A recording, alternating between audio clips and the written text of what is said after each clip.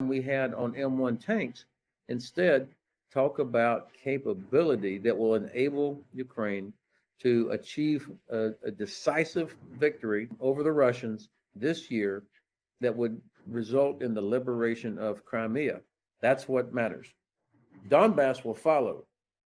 When you liberate Crimea, which I think is possible by the end of this summer, if you get the long range capability I'm talking about, then everything else will follow after that. Crimea is the key.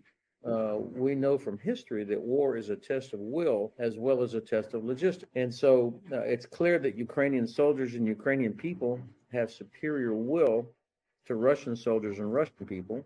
But it's also clear that Russia has more bodies than does Ukraine. So they are willing to continue to waste these lives. And I also am not able to figure out why the Russian population continues to act like sheep and allow so many men be sent to the slaughter without there being more and more domestic problems. But we also know that war is a test of logistics. And so going after Russia's logistics is how Ukraine, I think, breaks the back of Russian forces to continue to attack transportation, to continue to attack ammunition storage, to continue to attack headquarters, which makes it impossible for Russia to use its one advantage, mass numbers. This is how I think we do this. And of course, the West has to continue with the sanctions because that affects Russia's logistics.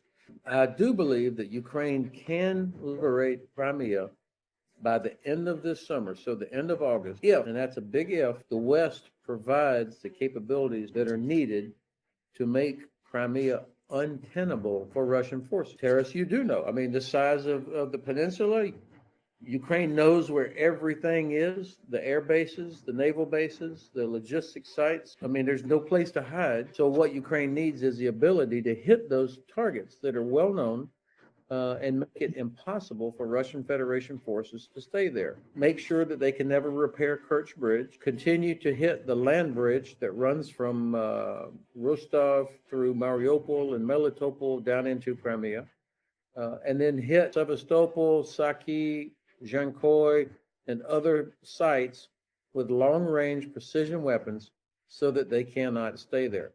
If we don't have those longer-range precision weapons in the next few months, then it will be very difficult for Ukraine to liberate Crimea by the end of this summer. Now, the meeting that you're talking about was reportedly a classified briefing by members of the Pentagon, senior people from the Pentagon, to members of the House Armed Services Committee, but it was a closed, classified briefing, so anything that was leaked out of there would be inappropriate, and I would also be skeptical of information that comes out of there, because people who leak information do so because they have their own agenda. They're trying to influence something.